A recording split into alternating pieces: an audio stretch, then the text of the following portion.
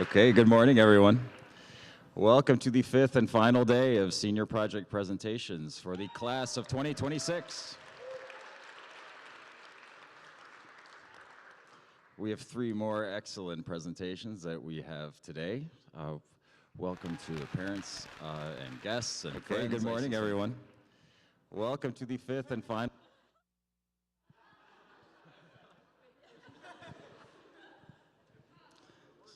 Some annoying echo in here. What was I? Where am I? Welcome to the parents and some friends that I see in the audience. That's great too. Welcome to those that are online. Please put your phones away. Keep them in your pockets. And of course, the bathrooms are out that door, down our hall if you need them. So let's briefly review our presentations from yesterday, and then we will get on to our first presentation today. We started yesterday with Gwenny sharing all of her research about Down syndrome, especially how to take lots of data and use that to help us predict the development of Down syndrome. It's very interesting. Yes.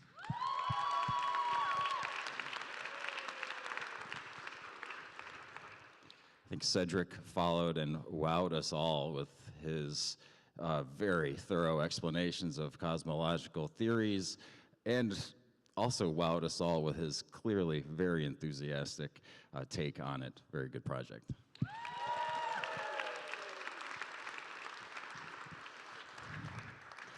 George was next, and he talked about rules, why we break them, why we follow them, and why we bend them. I think, George, everyone especially appreciated your experiential research into the subject. Lent it a little reality. Yes, excellent.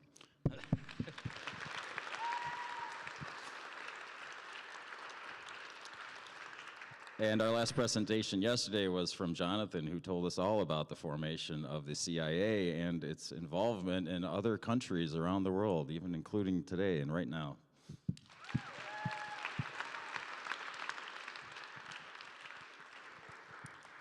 Okay, now we are on to Asher. In order to introduce Asher, let me call to the stage his project advisor, Mr. Toalson.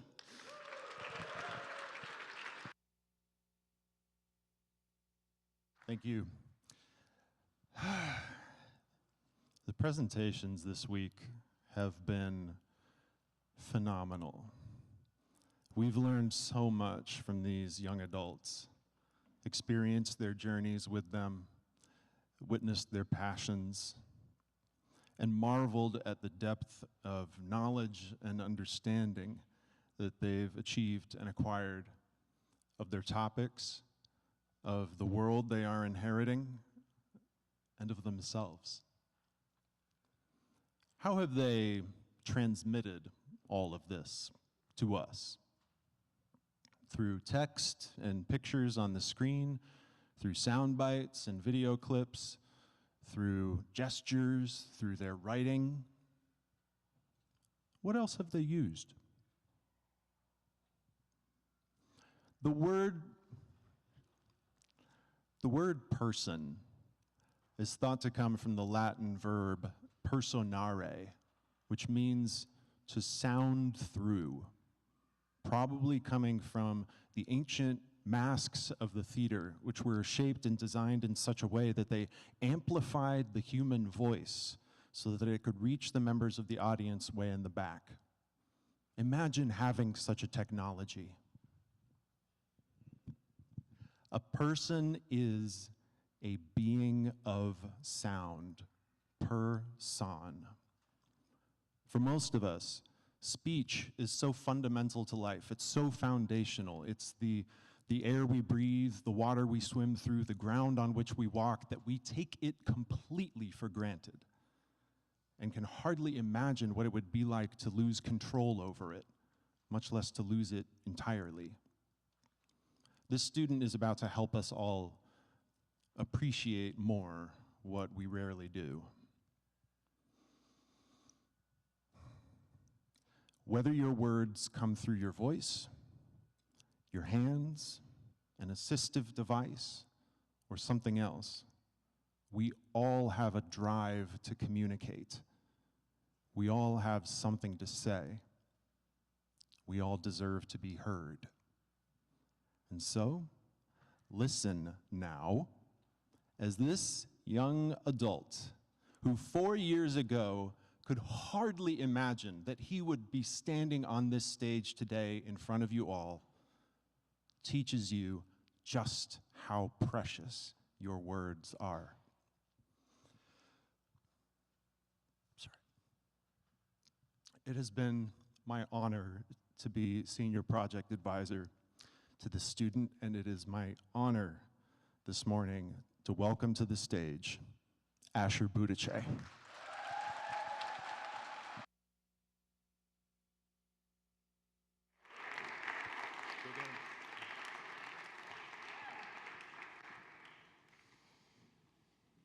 Hi, everybody. My name is Asher Buttice, and I'm going to be talking about the weight of our words. But for right now, I'm going to start with the weight of mine. I remember countless moments standing in front of a classroom, frozen, or trying to tell someone how I felt, knowing exactly what I wanted to say, but finding myself trapped inside my own voice. I couldn't say I love you. I couldn't say my name. My stutter came into my life at the age of 6. It was mild to begin with, and this is something that until now, I've rarely shared with people in depth. And I've only shared it with those I knew I could trust because of the weight of the history behind my stutter. My kindergarten teacher was the first one to point out my stutter. My family didn't think much about it at the time. It wasn't particularly apparent until last year of elementary school, about a month into 5th grade. And I found that I could barely say my name. Every day, the words I used became harder and harder to say. I developed intense anxiety and depression that would last for years. That same 5th grade year, I had to switch schools for a fresh start. My parents thought that if I were brought to a small, quiet environment, that I would be more comfortable learning. They eventually found a school called TCS Oak Park. The learning environment was much better for me, and it was a lot more hands-on with the way that they taught us. And although I was more comfortable at TCS, that didn't stop my struggles.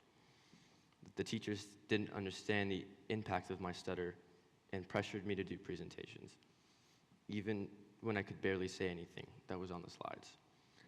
And it ate away at my mental health, and it was then that my parents realized I needed extra help. They found an expert speech therapist to help me overcome my stutter. Her name was Dr. Brand. She taught me tactics that helped alleviate some of my struggles of my disability. I eventually settled on certain tactics that suited me best. One of the tactics I used is what I like to call substitution. Substitution is when I swap out a word that I can't say for a synonym that I'm easily able to say.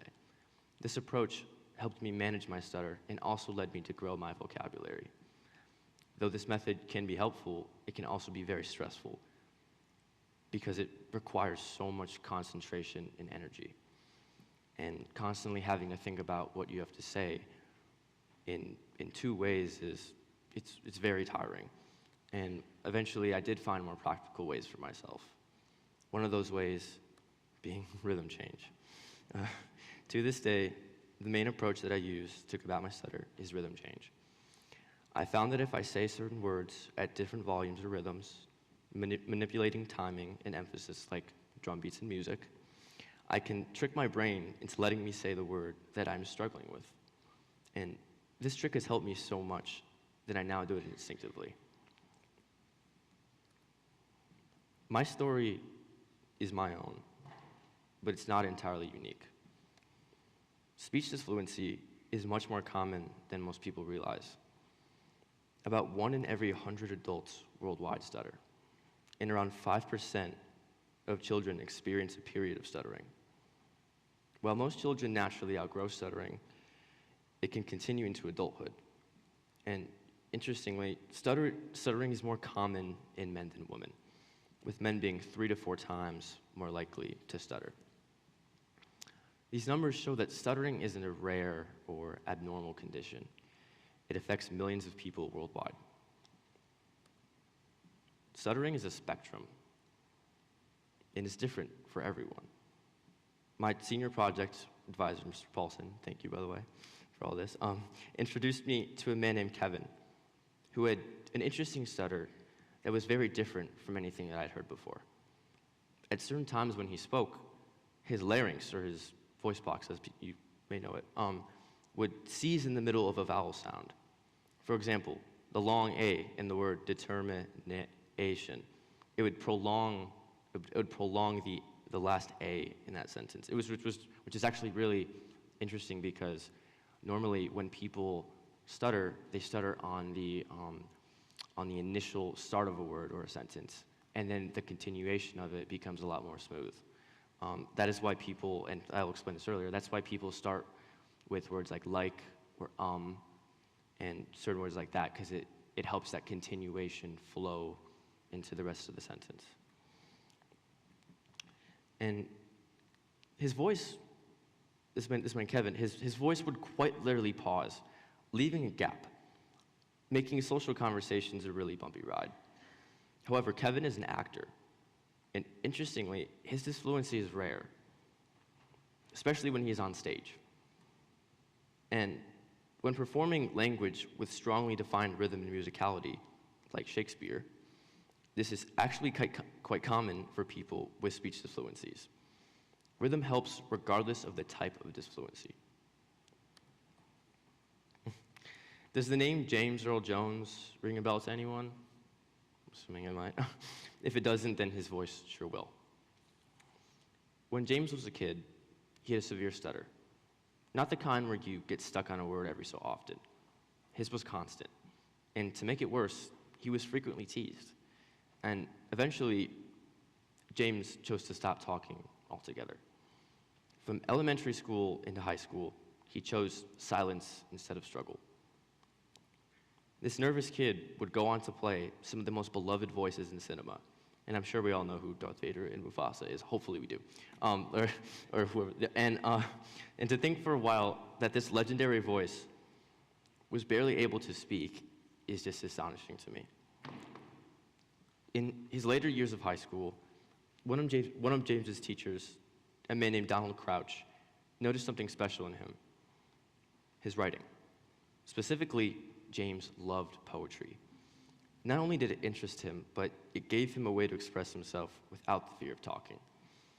But poetry didn't just interest him. James wrote beautifully. His talent was clear to his teacher, who asked James to read one of his poems aloud in class. And at first, James refused without a second thought. Eventually, he agreed under one condition: that he could recite the words as though he were performing it, instead of just simply saying it like any of us would. This worked in a way that James never imagined. The rhythm, the pacing, and the structured arrangement of the sounds allowed him to get more words out than he ever had. He still stuttered at certain points, but the difference was clear. And he made it a goal to keep reading aloud, which eventually influenced him towards the field of acting. This is when James truly learned to hone his speaking skills. And where learning led to honing, honing led to mastery. James's voice acting roles are unforgettable, and his journey from barely being able to speak to having one of the world's most famous voices is just one story that shows someone with a stutter can do amazing things. Now, I'd like to share a quick video of James talking about his journey through speech disfluency.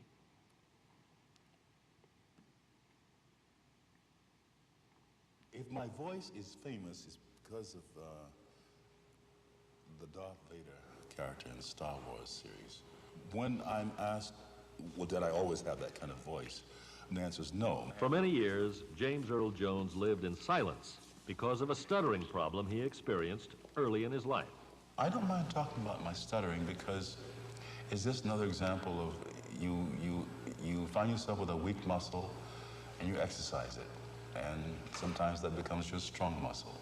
I was mute from the grade 1 through freshman year in high school. Mute because I just gave up on talking. I can't cut it. And if you mute that long, you become very curious about expressing yourself. You become very in need of a way to express yourself. It was this need to express himself that ultimately led to an acting career. But it wasn't until he had tried his hand at a number of other jobs. Stuttering isn't new. The discovery that rhythm alleviates aspects of stuttering dates back to ancient times, saying that these methods that James were using are not new at all. This has been around for so long. And one person to discover the connection between rhythm and speech fluency was a young man with the name of Demosthenes in ancient Greece.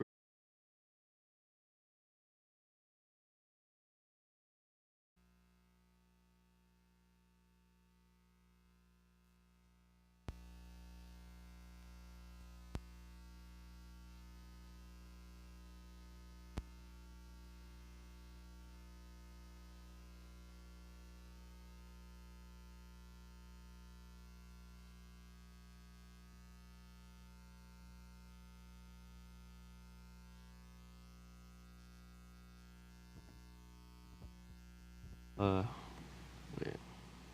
Is it on now? Yeah. Should be. Not sure if it is. That's okay. I can just start. It's not on, unfortunately. It's okay.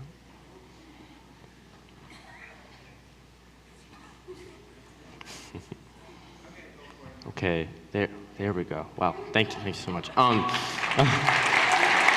you. You know, it's really funny because I thought about this exact scenario happening yesterday. So you know, that's on my life. I did. I'd like to restart this section, this small paragraph, just so we can get back into the rhythm of things. I'll be quick, but basically saying stuttering is not new, and the connection between rhythm and fluency was discovered by a man named Demosthenes in ancient Greece. And as a child, speaking was incredibly hard for him. He'd get stuck on words, he'd struggle to finish sentences, and often felt embarrassed, especially when trying to talk in front of others.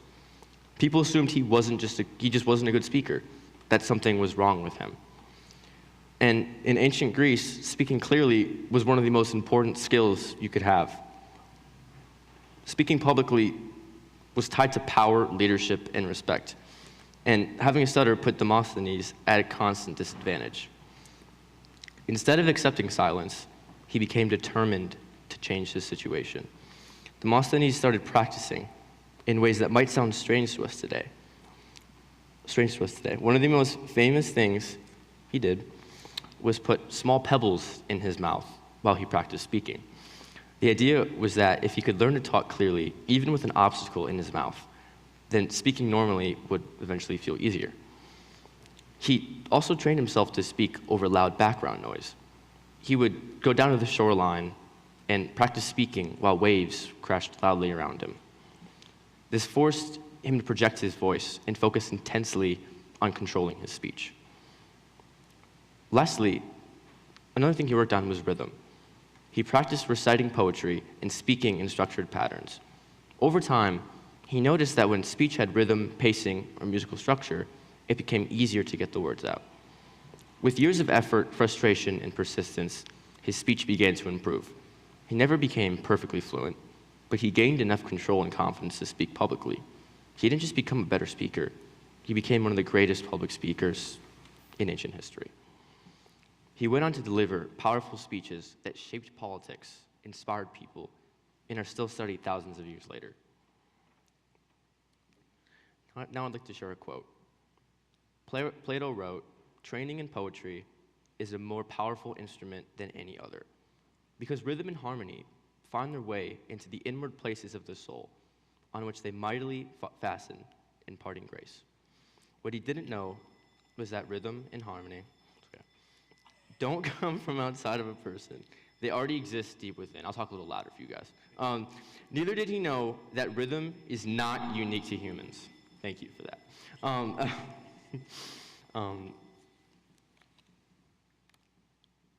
Entrainment and its interplay with rhythm and speech. A group of researchers in 2009 asked whether humans are the only species that move in time with music. Moving in time with music, or moving in measured time to match the rate of any consistent signal, is called entrainment, and it'll make more sense in a sec. It's measuring time with muscle movement, and some examples of entrainment include clapping steadily, or tapping your foot, or dancing to the beat of a song, which I'm not going to do right now, unfortunately. But for a long time, it was believed that entrainment was an ability that was unique to humans. And however, researchers suggested a new idea. They theorized that entrainment could be tied to vocal mimicry, which is the ability to imitate sounds with the voice, to repeat what one has heard. Humans do this when we learn to speak.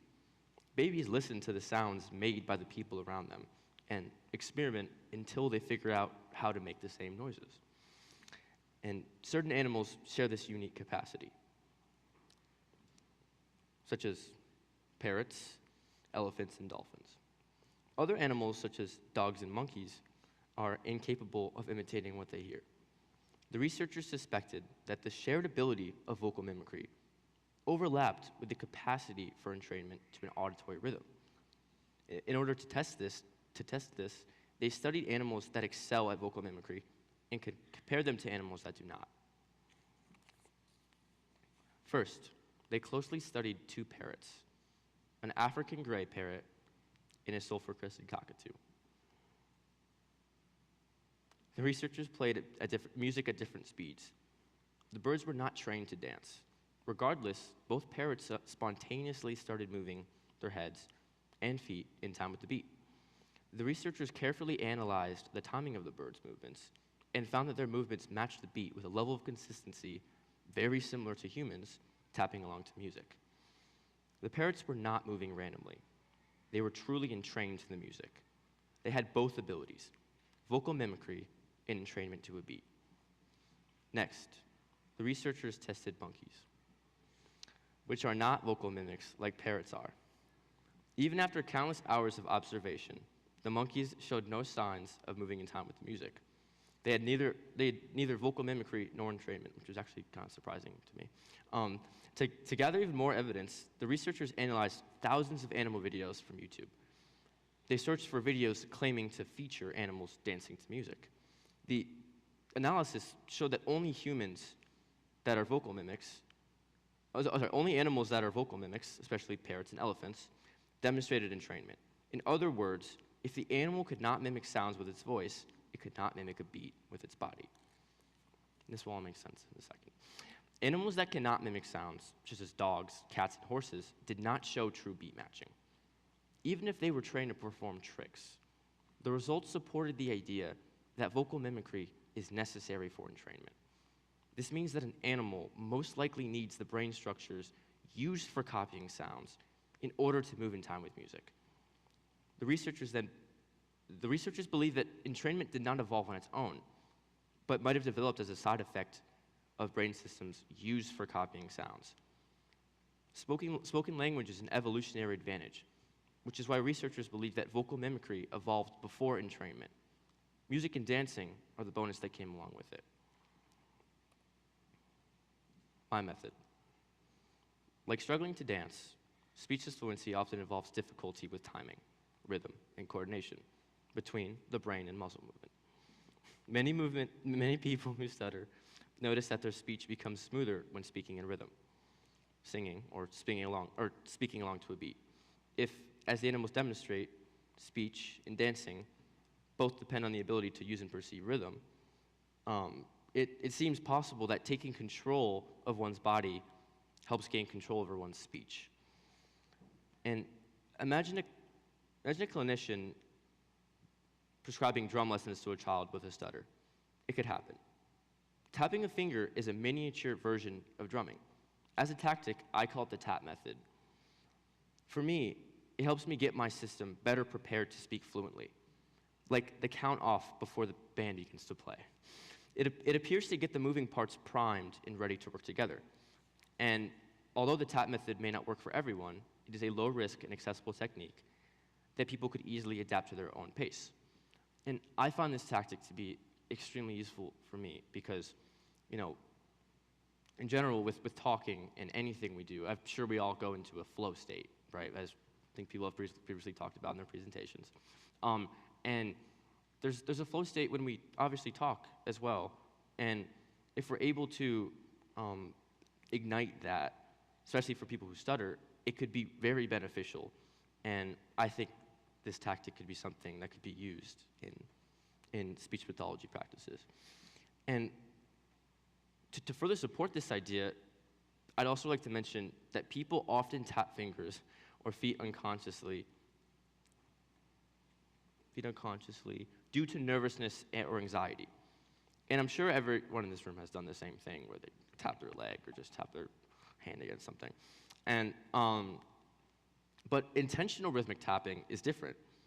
Intentional movement has been shown to reduce anxiety and increase a sense of control, which may help lower the cognitive baggage associated with speech or anxiety, to make it more simple. The body parts that humans have the most precise control over, that have to deal with our processes, are first the speech muscles, and second are muscles involved with our movements of our hands and fingers. And the connection between the articulation of hands, especially the fingers, and the articulation of speech appears fundamental to humans. Humans naturally gesture while speaking, indicating a strong neurological link between both kinds of fine motor coordination. If speaking is difficult and raises the fear of losing control, purposely tapping a finger can remind you that you're not powerless. But tapping does not simply act as a distraction from the fear of stuttering. It provides a foundation for smoother speech production. Before we move on, I have a question for you all. Is stuttering mainly caused by anxiety? And wait one second before you answer that. And I'm gonna ask this question, and I'm gonna have you guys raise your hands. And if you think yes, stuttering is mainly caused by anxiety, I'd like you to raise your hand. Okay. If you think that no, stuttering is not caused by anxiety, now I'd like you to raise your hand. Okay. Wow, good. The correct answer is no. I'm glad you're educated about that. Speech fluency is influenced by momentary stress. Stress can make things worse, but it does not cause someone to develop a stutter. In the past, people believed that stuttering was caused by poor parenting, stress, or other environmental factors. But research today shows it has a biological basis. Scientists have found that certain gene differences and changes in brain cells can affect how the brain plans and executes talking. A study in 2002 was done to find more evidence on what causes a stutter. Some studies have suggested that stuttering occurs because the left side of the brain, which normally controls speech, isn't as dominant as it should be. This can make the right side of the brain work harder to compensate. Other research points to problems local to the left hemisphere. One area of the left hemisphere forms the motor plan for speech, and another area sends the plan to the muscles. Brain scans show that the timing between these areas are imbalanced, possibly because the neurons that link them are compromised by having low white matter. White matter is the insulation that helps nerve fibers transmit messages faster. The body. To investigate this idea, researchers compared 15 people who stutter with 15 people who don't. They measured how often participants stuttered and used a type of brain scan called diffuser tensor imaging. The diffusion tensor imaging is an MRI technique that is able to map the brain's activation patterns in real time. They found that people who stutter had different activation patterns in the left side of the brain, specifically in the parts that control the larynx and the tongue. These findings support the idea that stuttering may happen because of the timing of activation in speech areas are misaligned. And this implies that the extra activity seen in the right hemisphere is not the cause of stuttering, it's the effect. It's the opposite side of the brain reacting to and trying to compensate for the imbalance in the left hemisphere's function.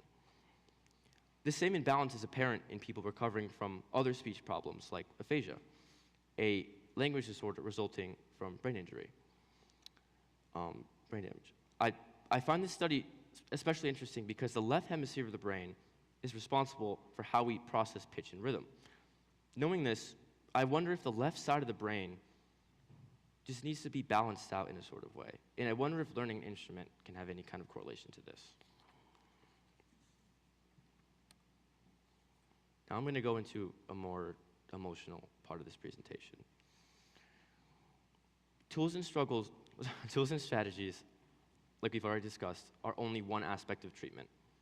Individuals who stutter deserve the same time and patience that any other person should get. And most people who stutter report some degree of avoiding social situations, with studies reporting that 60% of adults who stutter try to hide their speech. This avoidance isn't about being shy or unwilling to communicate. It's about coping with the fear of being judged, interrupted, or misunderstood. Because stuttering is a visible and audible difference. It can invite teasing, bullying, or unkind comments, especially in school, where immaturity is more common. Sorry. Some people who stutter even report being labeled as spacey or as slow thinkers, even though in reality their brain is constantly in a state of overload. I'd now like to share an experience that I still remember very vividly from 8 years ago. This story takes place in the summer leading into 6th grade, which is possibly one of the harshest periods of time with my stutter. I was beginning to be put into more uncomfortable situations at the time, and it didn't help that my stutter was constantly fluctuating. And near the middle of that same summer, my parents signed me up for a local summer camp. I didn't have any friends going there, and I was extremely nervous.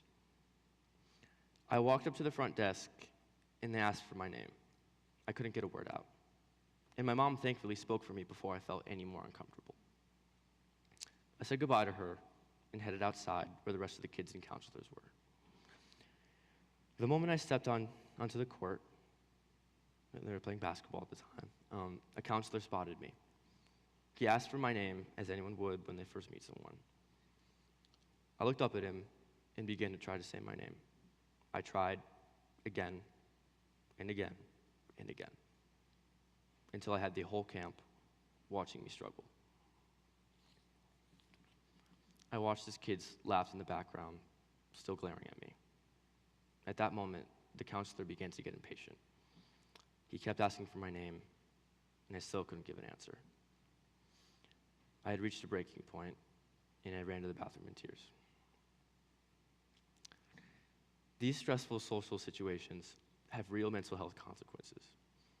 A comparison that I'm quite frankly surprised I came up with, actually, was parallel parking on a busy street, and this will probably, obviously, be more, people that can relate to it are probably the adults in this room, but imagine you have cars all around you, honking, and you're attempting to, let's say, park on Michigan Avenue, with noises all around you, and then you get stuck. You can't tell anyone you're stuck, because you can't talk to the other people in the cars. You just have to live with the embarrassment in that moment, with everyone honking at you, eagerly awaiting its end. And that's what millions of people who stutter have to deal with on a daily basis, but not just being in a car, but with dealing with something that is fundamental to how we live our lives. People who stutter are statistically more likely to experience anxiety or depression at nearly double the rate of fluent speakers. The pressure to speak fluently, with repeated experiences of misunderstanding or judgment, can make simple informal conversations overwhelming. In addition, many adults who stutter feel that their speech impacts their confidence at work or in leadership roles. And this isn't because stutterers lack ability. It's because people who stutter are often undervalued. Misconceptions about stuttering are still so widespread. Roughly half of the general population believes that stuttering is caused by nervousness or lack of intelligence, which couldn't be further from the truth. Some people think that if a stutterer were to just slow down or breathe or take a breath, they could speak perfectly. But stuttering doesn't go away if someone tries harder. And more speech therapists to this day are beginning to focus on not just fluency, but also the emotional impact of stuttering, teaching self-acceptance and confidence, rather than barraging people with surface-level tactics to learn, or methods as people like to call it. Advocacy groups and individuals who stutter are pushing back against stereotypes, conveying that someone who can stutter and that someone who stutters can still be highly intelligent, capable, and successful. Fortunately, awareness is growing, and it's about time that it is. How to, and how not to support a person if they're stuttering in front of you. The way others react to someone's stutter plays a major role in creating an environment where they feel comfortable communicating. One of the most helpful things a listener can do is just simply wait. Just be patient. Giving the person enough time to finish their thoughts without interrupting or rushing them shows respect and reduces stress. People may think that they're helpful by finishing sentences. If a parent, in my personal experience, if a parent, partner, or close friend finishes my sentence, I will not mind at all. However, if people that are unfamiliar to me or I'm not close with do this, it feels really condescending and disrespectful. And taking the speaker's chance to voice their thoughts can increase even more anxiety and worsen their stutter. Just give them time. Focus on the message instead of the way it comes out. Maintain normal eye contact and show interest in the person and what the person's saying. And it will help them feel heard rather than judged.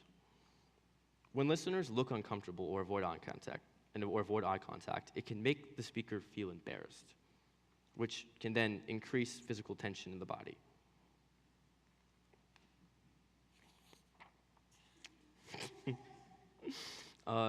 Phrases like "just relax" or "slow down, take a breath," which is just rage bait for "just relax." Jeez, can be really harmful or honestly just really annoying, like I said, because they draw attention to the struggle. Instead of commenting on fluency, acknowledge the ideas that the person is sharing with you, and because this reinforces that what they say matters more than how they say it. Focus on acceptance over correction, and understanding that stuttering is a neurological difference and not simply a product of nervousness or a lack of confidence is vital. And understanding that stuttering is something that people have to fight for, and knowing we have to fight for it, when we are listened to, it can feel like everything. And my stutter is not nearly as bad as it used to be, but even now, I feel very appreciated when people are listening, because it does still take extra effort for me to get my words out, as much as that might not seem the case right now. When teachers, classmates, and family members recognize this, they are more likely to respond with empathy and patience. That empathy benefits everyone, because it teaches everyone just how much words matter. For most of my life, speaking was not something I could take for granted. It was a constant battle between all I wanted to say and the little I was able to get out. There was frustration, embarrassment, often silencing me. Sometimes it felt easier to not try at all. Speech therapy and discovering how rhythm and timing supported my fluency changed the course of my life, but not in the way that people might expect. The transformation was not about me becoming a perfect speaker or making my stutter completely disappear. It was about learning patience with myself, building confidence, and realizing that my voice had value, that my words had weight, no matter what. And again, now that I can stand in front of you and I'll say it, my name is Buttice. Thank you.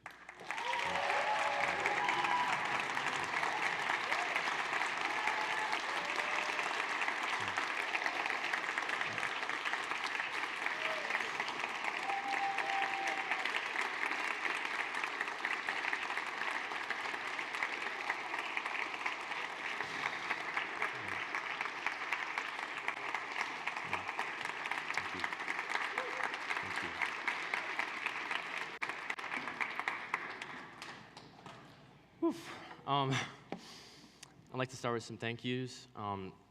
First, I'd like to thank my class. You guys are all wonderful people, and I've really, really enjoyed my high school career with you guys. It's pretty much over. And I'd also like to thank my mom and my other mom, Gabby, watching right now. I know she can't be here, but I'm really glad she's watching. And I thank you guys for everything you've done for me and supporting my stutter and everything you've done, because it's really helpful. And I love you. I'd also like to thank all the teachers here for also being understanding of my stutter when it was a little worse before. And now I have the confidence to present, and I'm really thankful for that. And I'd especially like to thank Mr. Toalson. You have helped immensely with this presentation, and I cannot thank you enough. Thank you so much.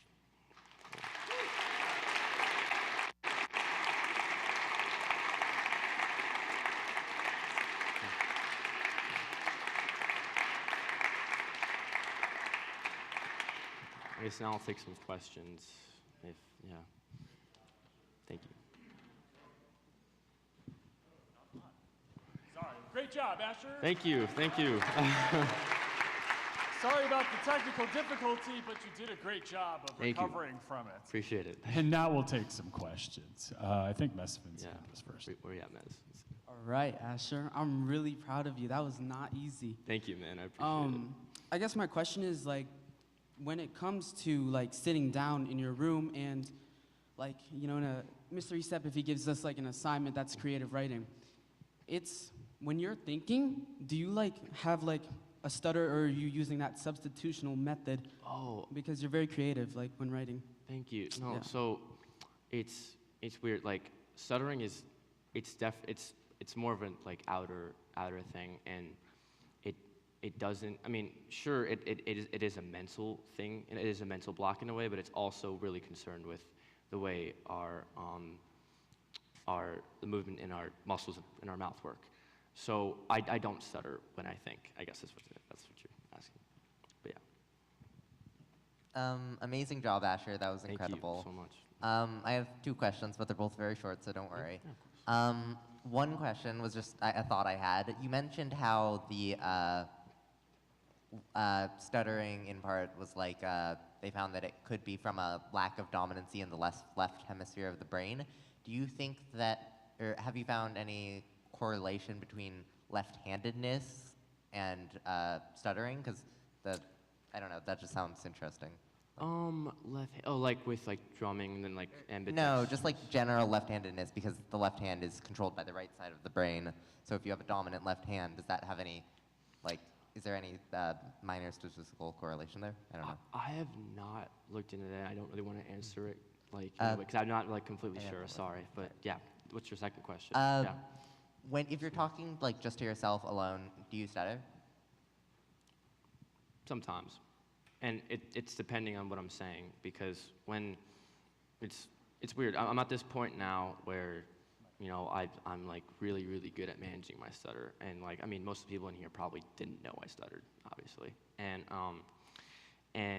I think it's definitely like, I'm losing my train of thought. I'm tired. But when I'm talking to myself, it's weird because I don't have any stress in that moment, number one, and number two, I can phrase anything in the way I want to. Because when I'm talking to people now, I have to reshape certain sentences that I want to say. So like, let's say like, for example, let's say I'm saying like, Miss Restep, how's it going? Right? I could start with, I could rephrase that by saying like, hey, Miss Restep, how's it going? If I have trouble with the Mr. part, because I'm putting words in front of the word that I can't say, and like I was saying, it's easier to continue speech than initiate it. So in that way, I normally do not stutter when I'm talking alone, but I probably used to. It's a good question, though. I relate to this a lot. What age did you start feeling very comfortable with your stutter? I'm gonna be honest. it was probably like more recent than you'd think, and not in the way that like, I mean, obviously it's been better to manage over time. It's gotten easier, but when it comes to like actually like being okay and like understanding that like this is something that is completely okay, and like there's nothing wrong with me. Like that's something that's been very recent for me, and that's also part of why I want to do this presentation, because people should know that having a stutter, like there's nothing wrong with it. It's just a part of who someone is, and it doesn't define them. Yeah. Question over here, probably just a couple more due to the power outage induced delays. Congratulations, Asher. Thank you. I think that it's very important to share this kind of personal aspect within your senior project. I was wondering, are you going to continue to do this during college and probably as a future career? I love that question.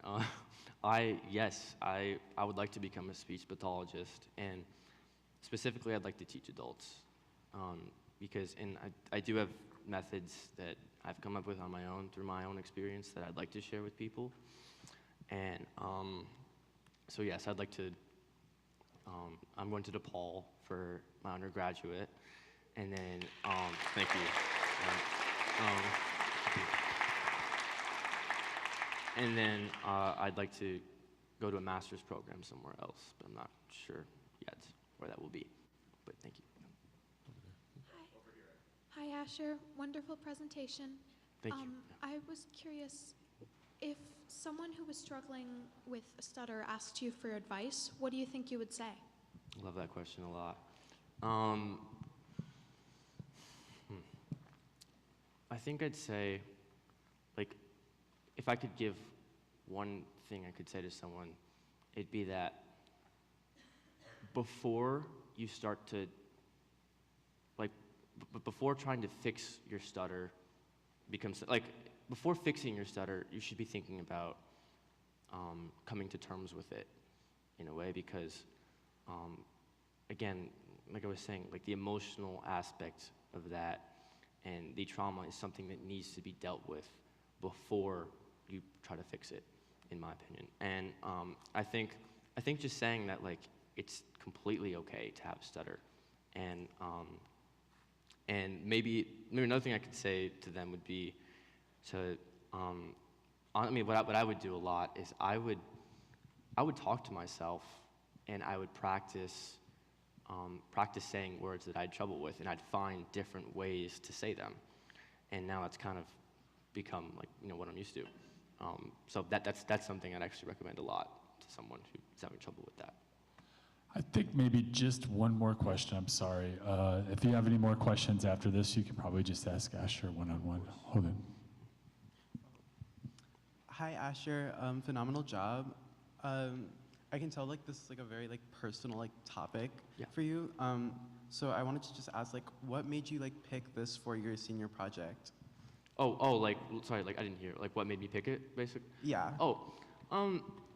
Well, honestly, I think, I mean, first of all, I mean, I guess my first thought would be that, like, you know, sharing something like this would, you know, be beneficial to people that, you know, that have a stutter, and like, because there are people, there's people all around us, and I think just in general spreading a good message about it is beneficial, and honestly to everyone in here to just educate them about this, because it really is something that is people do not know much about, and that people do frequently tease others for, and I think that's the main reason why I did this, and I think I wanted to do something personal so I could speak from the heart as well. Okay, thank you, Asher. One more round of applause.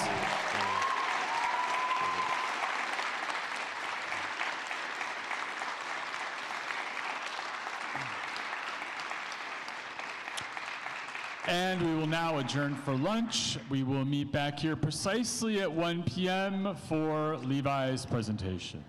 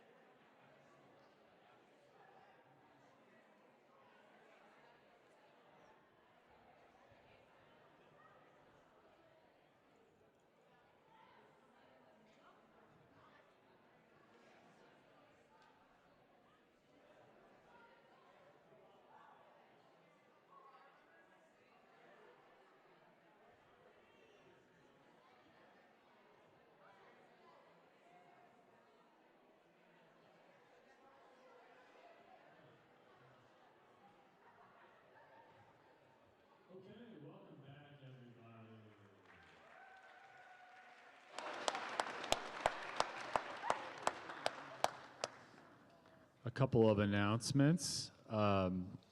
First thing is every year on Friday during lunchtime, the first grade parents put on a nice lunch for our seniors. And if there's any back there, I'd like to thank them for that. It's such a kind and wonderful gesture. So let's give a round of applause, even if they're not here. Just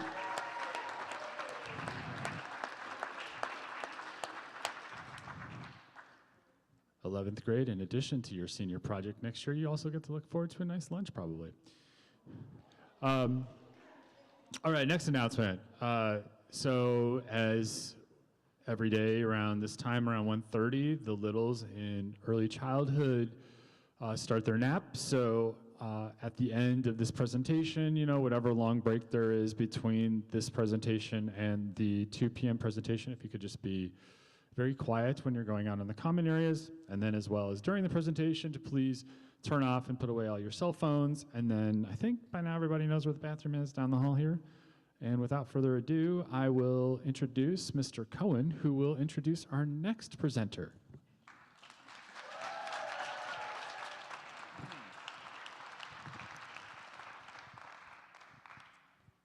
All right. Hi, everybody. So when Levi and I started meeting, he was interested in music and its impact on the mind.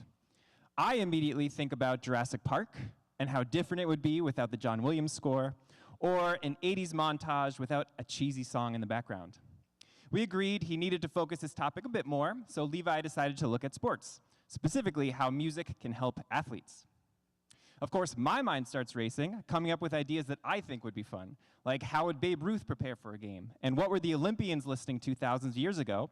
And what if you made everyone in the auditorium do jumping jacks to a Beethoven symphony? Levi graciously listened to all of my crazy ideas and picked out any pieces that he connected with. And that's what's so great about this process. This is Levi's project, not mine. As the advisor, I can offer feedback, sometimes too much feedback, but from day one, I kept telling him that he should ignore my ideas if they don't fit with his vision. I reminded him that the purpose of this project is not to make your teachers happy or impress the crowd. It's about creating and doing something you're proud of. And that's exactly what Levi has done. But hold on, something's missing. Can I get a little help in the back? That's what I'm talking about. Please welcome to the stage, Levi!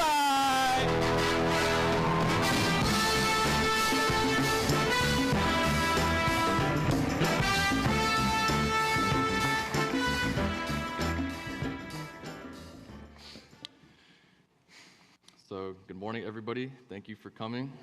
Today, I'll be talking about music and sports, more specifically, the impact of music on sports performance. Before I get into that, though, I would like to congratulate my classmates for all completing this. We've all been dreading this, and I think it's great that we are able to finish it this week. So with that, I'll get into it. So everyone experiences music in their daily lives, whether it's driving, studying, or relaxing. Music is constantly around us. But for athletes, music often becomes much more than just simple entertainment. In many cases, it becomes a tool that is used to prepare the body and the mind for performance. So in my paper, I explored how music functions as a performance tool rather than just background noise. Many athletes use music during warm-ups, training sessions, and also recovery because it changes how they feel both mentally and physically. Listening to music while exercising directly influences an athlete's performance outcome. These effects are called ergogenic effects, meaning that music can enhance physical performance. Through my research, I found that music improves sports performance by increasing focus, motivation, emotional control, and movement efficiency. Because of all these combined effects, athletes are often able to train harder, stay engaged longer, and perform more consistently. So today I'll just be talking about and explaining how and why music has these effects on the body and the brain, and also how athletes actually use music strategically in real performance environments. So why music matters in sports. Music is extremely common in sports environments. If you walk into almost any gym or locker room, you'll hear music playing somewhere, right? Because of this, there's been tons of research for me to study on why music works and how it directly impacts an athlete's performance. One of the most major findings from my research is that music influences both an athlete's mental and physical state during exercise. Music changes emotional state and increases motivation and improves focus. Because of this, athletes often report feeling more prepared and more confident when they listen to music before competition. Music, as well as all this, can also reduce stress and nervousness, which are very common for athletes to feel before competitions. And when an athlete's anxiety levels are able to decrease, athletes are able to perform with better control of their body and smoother movements. All of these psychological changes ultimately affect an athlete's physical performance. When motivation increases and an athlete's stress is decreasing, athletes are able to maintain effort for longer periods of time and perform more consistently. Because of that fact, music should not simply be viewed as entertainment. Instead, it functions as a psychological tool that can help athletes influence their performance. So, music, motivation, and dopamine. One of the strongest findings in my research was music's effect on motivation. When an athlete is listening to music that they enjoy, their brain releases this thing called dopamine. I'm sure we all know, or a lot of people know what that is, but dopamine is associated with pleasure, reward, and motivation. It's the same chemical that is involved when people feel excitement or satisfaction after accomplishing something. Because of the fact that dopamine is being released while listening to preferred music, exercises can feel more enjoyable and rewarding. This makes athletes more willing to continue to push through physically demanding workouts. As a result of this, athletes are able to maintain effort for longer periods of time, even if a workout becomes more difficult. Music can help keep them mentally engaged and focused. This explains why a lot of athletes rely on specific playlists or specific songs before workouts or competitions. Over time, these songs that an athlete is playing before these workouts or competitions, these songs become associated with performance and effort. This is essentially conditioning the brain to enter a more focused training mindset. So with that, I'll get into focus and mental engagement. Another very important effect of music is its ability to improve focus and mental engagement.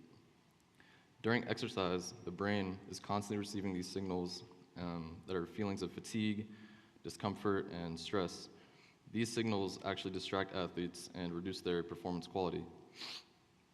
Music helps act as an aid to redirect this attention away from those signals. Instead of focusing on the discomfort, athletes tend to focus more on the rhythm, the lyrics, or the tempo. And this is called a external attentional focus, meaning that attention shifts towards movement and rhythm rather than internal feelings like fatigue or discomfort. Because of this shift in attention, athletes are able to maintain concentration for longer periods of time, and this is, I feel like, especially important in competitive sports where quick decision-making and sustained mental focus are very important. So next I'll get into the brain effects of music. When you are listening to music, it activates multiple areas of your brain simultaneously. So, and the areas that are being activated include the regions that are responsible for emotion, attention, and movement control. So music can directly influence an athlete's mental readiness and cognitive processing. Both of these are extremely important for athletic performance because athletes rely on very quick reactions and emotional control.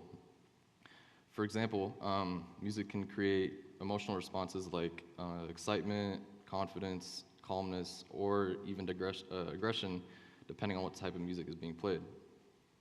Often, athletes intentionally select music based on the emotional state that they are trying to achieve and hone in on. Some choose aggressive music to increase intensity, while others can choose calm music to reduce anxiety before competition. Because music is interacting with all of these brain systems, it has a direct influence on how an athlete can mentally prepare for performance. So next, I'll get into emotional control. In my opinion, emotion plays one of the biggest roles in athletic performance.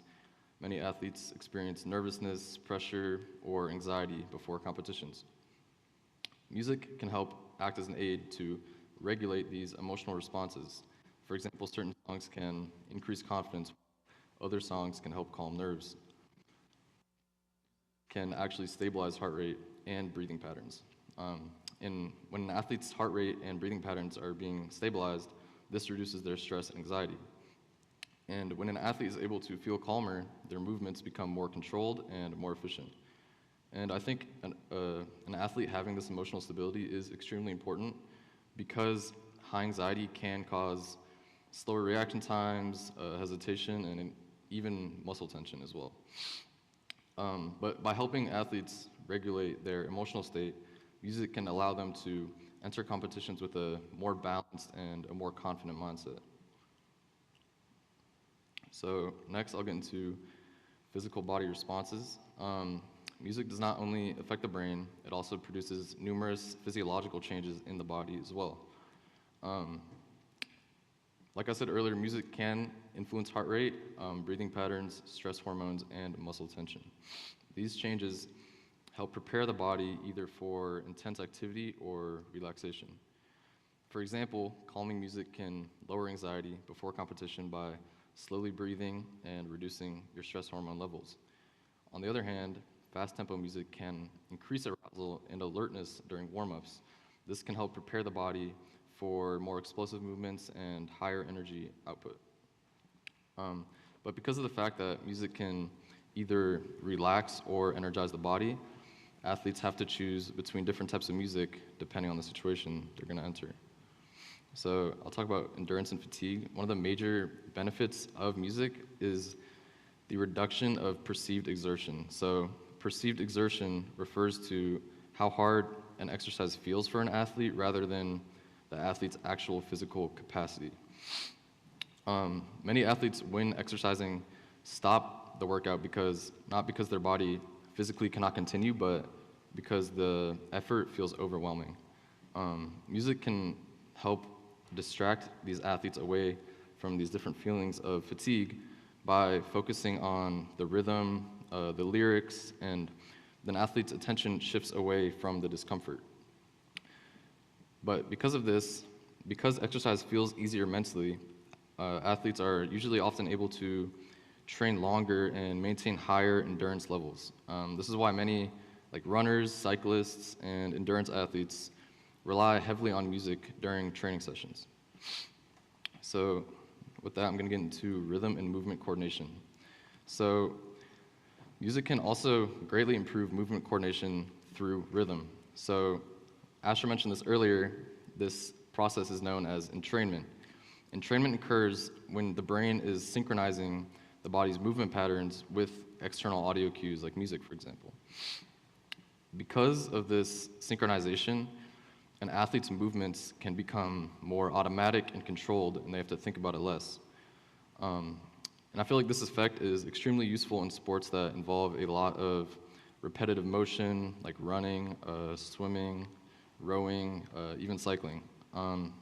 So with that, I'm going to get into efficiency and skill performance. When an athlete is following a consistent rhythm, they have to waste less energy through poorly timed movements. When an athlete has proper pacing, it really allows them to maintain endurance over longer periods of time.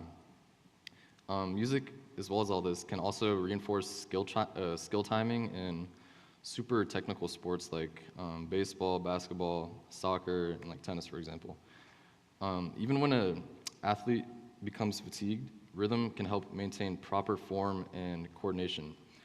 This shows that music contributes to performance, not only through motivation, but also through moving more efficiently and coordination. So next I'll get into strategic use of music. I feel like athletes rarely use music randomly when preparing for competition. In many cases, they apply it strategically depending on the context or the environment they're going to enter. During training, music can help maintain this engagement during a lot of repetitive drills and also conditioning exercises. When an athlete is repeatedly exposed to these audio cues, this helps them really internalize this pacing and also internalize these timing patterns. Before competitions, athletes, like I said earlier, often use familiar music to either regulate their confidence and help their emotional readiness. And I feel like having the strategic use of music really does allow athletes to prepare both mentally and physically before performing. So, real athlete examples. My first example here is Michael Phelps.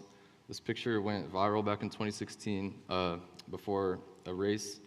Everyone was very curious on what he was listening to appear this locked in. And he said that he was listening to Future song TikTok, so I'm gonna play a clip of that. But this was before his 200-meter butterfly semifinal at the 2016 Rio Olympics. Yeah, he came out and said that he was listening to Future Songs TikTok, and he claimed that this song really helped him channel as what he described as his inner beast, or maybe Drake would call it the flow state. So yeah. So my next example is LeBron James. He's getting interviewed, and he's talking about how he uses music specifically depending on the environment he's about to enter and how he uses it strategically. So I'm gonna play a clip of that. Certain vibes that you want to listen to certain songs for? Yeah, for sure. Makes sense. Basketball is such a rhythm. You know, it's literally like R&B. It's a rhythm and a blues feel to it. Like you move a certain way, you feel a certain way while you're out there. And me being able to use that rhythm and blues and then get to a hip hop section where now I'm being a little bit more hardcore with it, or then I slow it down with a little jazz and pizzazz. You know what I'm saying? Okay. So like, depending on the magnitude of the game, depending on the city.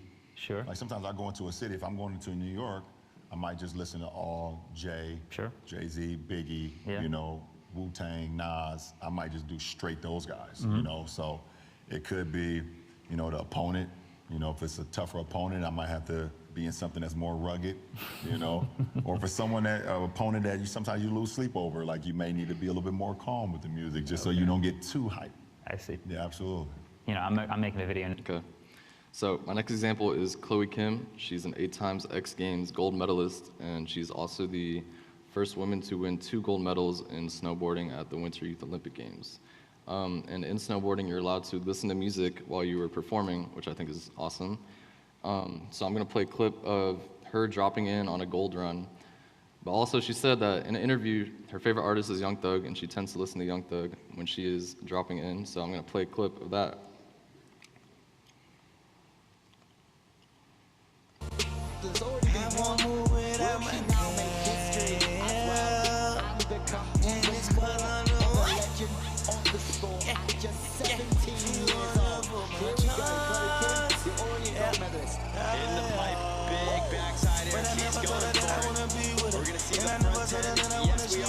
And I never told her that she gonna eat with me. Only thing I told her that she can bleed with me. Yeah, she don't like it, she don't see it. Hey, she saw my color to compete it. Hey, I can wear magic like a genius. You can have my son, no Venus. Hey, lil' mama showing me she don't play. Hey, she never just a old boy, no way. I never told her nothing but bae. So all of these are examples of emotional priming. So when an athlete is repeatedly associating these certain songs with success or intense training, these songs can trigger the same emotional state before competition. Essentially, music is becoming a tool that's telling the brain, like, it's time to perform. So with that, I'm gonna get into music and recovery. So music also plays a very important role after performance, not just before or during exercise. Calming music can really help an athlete relax after intense physical activity. This actually reduces muscle tension and supports the body's recovery process. And I feel like recovery is one of the most important things in athletics for preventing injuries and maintaining long-term performance. Listening to slow music can help, like during stretching or cool down, can help the body return to its normal physiological state that it was in before the workout. Because of this, music really does influence the entire athletic cycle, from preparation to performance, and to recovery. So next I'm going to get into genre differences. So we have fast, moderate, and slow tempo. All three of these different genres produce different physiological responses. Fast tempo, for example, usually increases your heart rate and your muscle activation. This makes it very useful for high-intensity workouts or very explosive sports. And then we have moderate tempo music. Really supports more of a steady pace, which is useful for endurance activities like running or cycling. Slow music promotes relaxation and stress reduction before or after competition. However, one of the most important findings from all of my research is that personal preference really does matter more than the genre itself. So with that, I'm going to get into individual differences. So obviously music does not affect every athlete in the same way. Some athletes perform best in silence while others have to rely heavily on music to prepare mentally.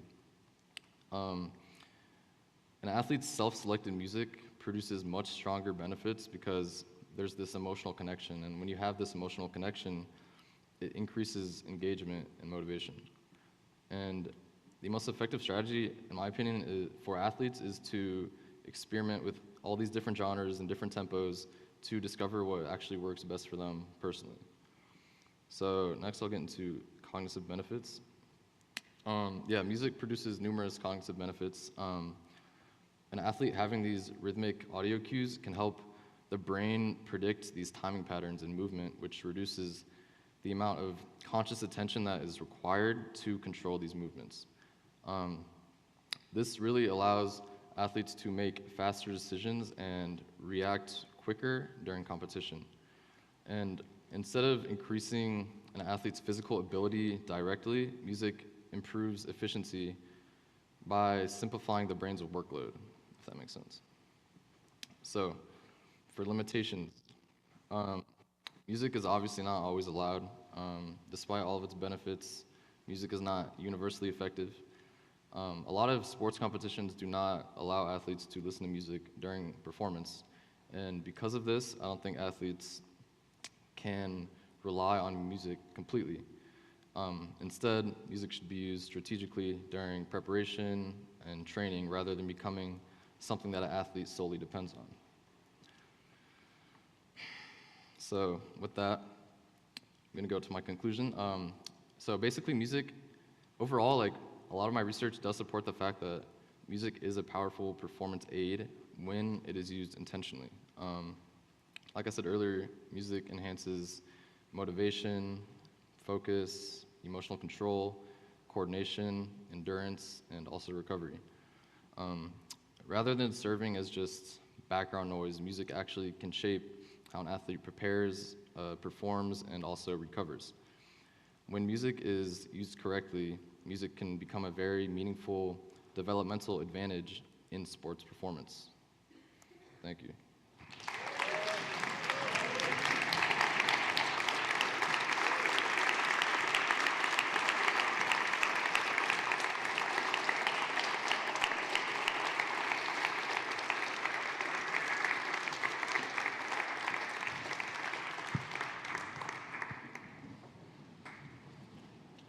All right, so I have some thank yous.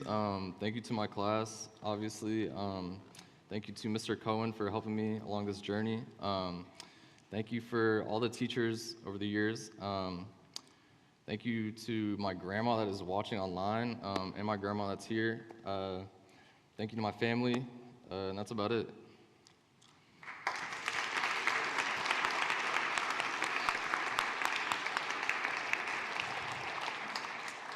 Okay, Levi, one question we had in the back was whether you knew you were going to be introduced with the Rocky theme song to the stage. Wait, can you repeat that? What was it? We wanted to know if you knew in advance that you were going to be introduced on stage with the Rocky theme song, or was it a surprise? No, I had no idea. Okay, so we got that answer. All right, let's open it up to questions. All right, so phenomenal job, Levi. I had a question. So I know there is like the scientific best music to listen to increase performance, such as Baroque or some type of binaural beat, would you say that is better than personal preference? I feel like it really comes down to the athlete itself. But I feel like music that generally has a higher tempo, like 120 BPM to like 140, I feel like that definitely hasn't increased, but I feel like at the end of the day, personal preference is the main thing. So, yeah. First of all, Levi, good job on your presentation. Thank you. Does this work or? Okay.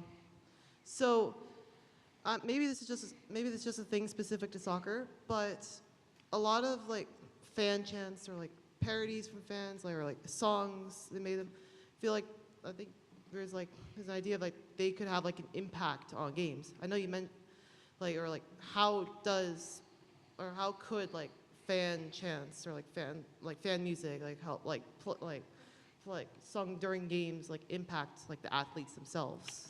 Yeah, I feel like the environment of which an athlete is performing definitely has a big impact on the athlete. Well, it depends on what the people are chanting, obviously. I don't know, but I feel like definitely would have a impact.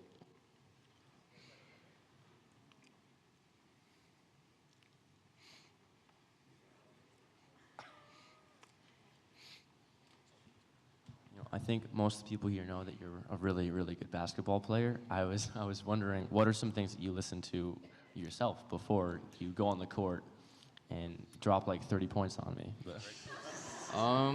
That's a great question. Usually I play music, when we're playing. I feel like it definitely increases the level of play at hand. Yeah, I don't really listen to music before I play basketball with y'all. Like, I don't know. But definitely when we play, yeah. We have a question in the back. Hey, this was a really great presentation, Levi. Thank you. So I used to play roller derby, and one of the things we used to do is when we were warming up, we would all listen to the same music. And I was wondering if there was any research that you had on that. On like a group of athletes playing the same music? Well, like I said, athletes have personal preference, but I feel like if a group of athletes collectively come together and listen to the same music, they can definitely have some of the same effects. But at the end of the day, I feel like maybe not everyone likes the music that's being played, I don't know, but I feel like it definitely depends on the athlete. Good job, Levi. I know that this Thank you. presentation isn't like sports necessarily, Yeah. but did you listen to music in preparation for your presentation? And if so, what were you listening to? I listened to music this morning, but definitely not as of like 30 minutes ago, so no. Question in 8th grade. Hey, so I'm wondering, like, for me, my favorite music to listen to, like, non-related sports is rap and hip-hop, Yeah. but if I'm going to a sports game, I also listen to that, so it's, like, the same for me whether I'm trying to, like, hype myself up or not. So I'm wondering, like, in your case, do you listen to the same music to hype yourself up versus if you're just, like, walking down the street? No, yeah, definitely. Well, if you're about to perform, you want to generally maybe listen to a higher like beat or higher, faster, quicker tempo to get you going a little bit more. But in my own free time, I listen to more than just that, yeah. Good job. But I was wondering, like, kind of theoretical question, but if, say, you were able to put an AirPod into every NBA player and play music they enjoyed, do you think, like, stats would go up in the league? I feel like, yeah, probably. At least their movement will be more efficient and they'll feel better when they're playing, yeah.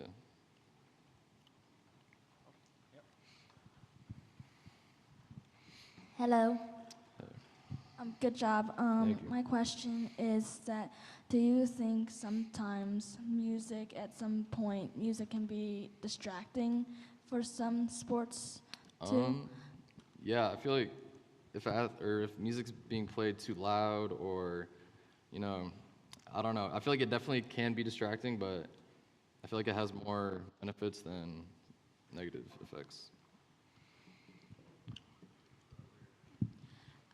Hi, great presentation. Thank I was wondering, like how in the Olympics, figure skaters listen to music with their performance. Do you think that affects how they skate? Yeah, I feel like they can match their bodily movements to the music and move more efficiently, for sure. Do we have any more questions? Oh, we do over there, Ms. Beebe's. Hi, Levi. Great job. I am wondering, does the music have to actually be like playing, or can it be somebody like thinking about a song that got stuck in their head? Would that have a similar effect, or is that completely different? Well, I feel like the beat and like the tempo plays a very big role in the effects of it, but I feel like if you want to think about like specific lyrics to help you, like as a self like motivator, I feel like that can definitely help.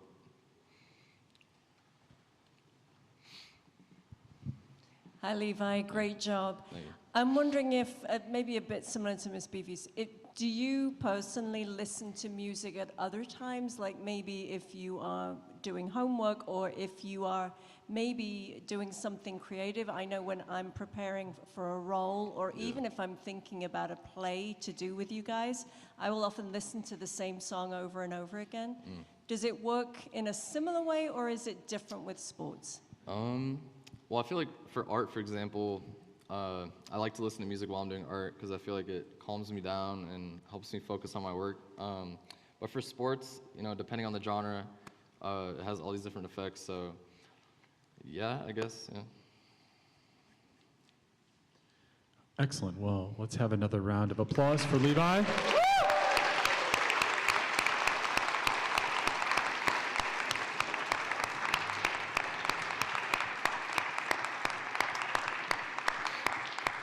And our final presenter, Hassanat, will present starting at 2. So we will adjourn until 2 p.m. Just as a reminder, please be quiet out in the hallways with nap time in the EC. Thank you.